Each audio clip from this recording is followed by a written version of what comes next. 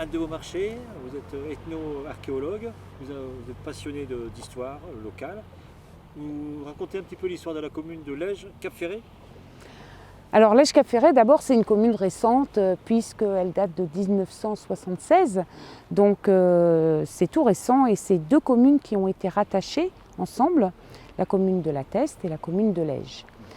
Au début, il n'y avait que le territoire de Lège qui existait, puisque, comme vous le savez sans doute, à l'époque antique notamment, il y avait un delta qui était le delta de la Leyre, et la langue du Cap-Ferret n'existait pas encore. Donc le territoire s'arrêtait, je crois, à la maison forestière du Cousteau de la Machine, donc qui est en face de la cabane du Résigné, de la réserve naturelle des Prés-Salés d'Arès-Lège, pour ceux qui connaissent. Et petit à petit, le territoire s'est allongé et s'est formé. Donc, on pourrait décliner les villages, Jeanne de Boye, Claouet, Le Four, d'abord, les Jacquets, Petit Piqueil, qui était la ligne de démarcation entre Petit Piqueil et Grand Piqueil avec la Teste de Bûche, donc le Cap-Ferret, Piraillan, donc Grand Piqueil, Piraillan, le Canon, l'Herbe, la Vigne et le Cap-Ferret. La Pointe qui subit l'érosion depuis toujours? Alors, qui subit l'érosion depuis toujours. D'abord, elle s'est formée relativement récemment, donc c'est relativement logique. On dit que il y a eu des travaux et du bétonnage en face, au sud bassin, et que ça renvoie effectivement les courants sur le nord bassin.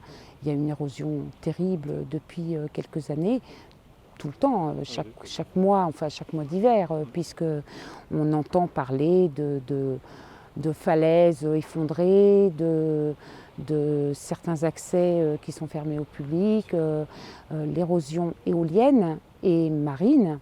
Aujourd'hui, on parle beaucoup d'érosion marine, ont toujours existé et ont toujours été importantes. Alors c'est aussi pour ça qu'on a créé les forêts littorales, c'est contre l'érosion éolienne. Et donc c'est aussi l'origine de nos forêts et de notre forêt qui est la plus grande d'Europe.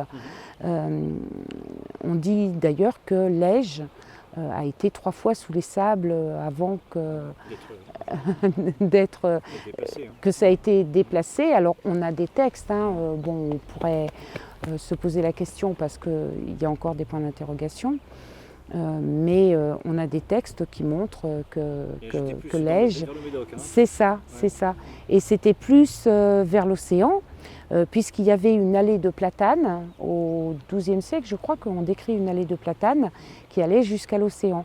Et Lège est attesté au XIe siècle. Donc on a des textes, il y a des spécialistes de Lège. Je ne veux pas m'opposer du tout aux spécialistes.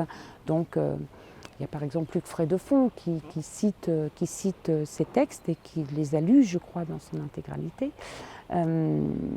Et il y a toujours une population de Lège. Alors Lège a toujours été considérée comme une population d'agriculteurs, plus que de gens tournés vers la mer. Parce que aussi, à une époque, on se déplaçait qu'à pied. Donc c'est un peu logique à Lège. Mais il y avait quand même des gens qui allaient à l'océan, notamment ramasser ce que ramenait l'eau, ce que ramenait la mer.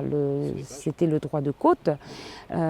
Et par exemple, Lucette Loriot me racontait que son grand-père allait à l'océan chercher des tonneaux et qu'il les cachait, donc en carriole évidemment, et qu'il les cachait, il le recouvrait d'une couverture, il était assis dessus et il les ramenait en contrebande. Des fois, il s'est fait arrêter d'ailleurs par les douaniers, mais il les ramenait, donc c'est relativement récent, ça doit être au XIXe siècle, je pense. Nous sommes au Grand Piquet, et ici, une vue magnifique.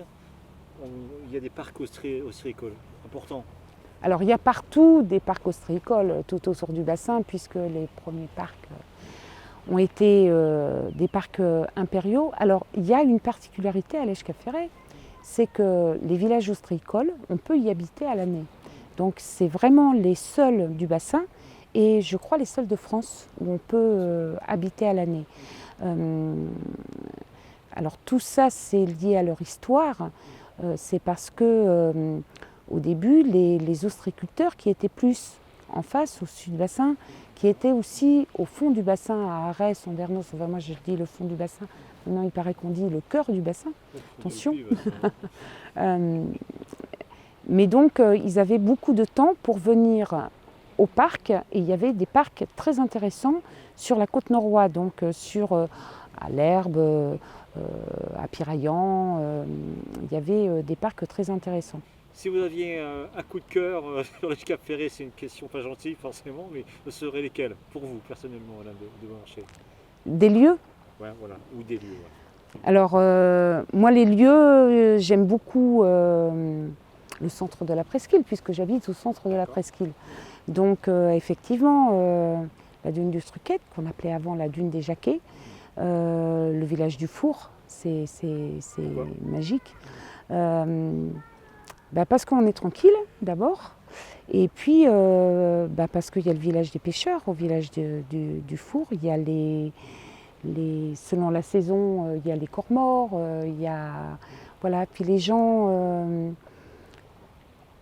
sont gentils, on peut parler avec eux, c'est ce que j'aime.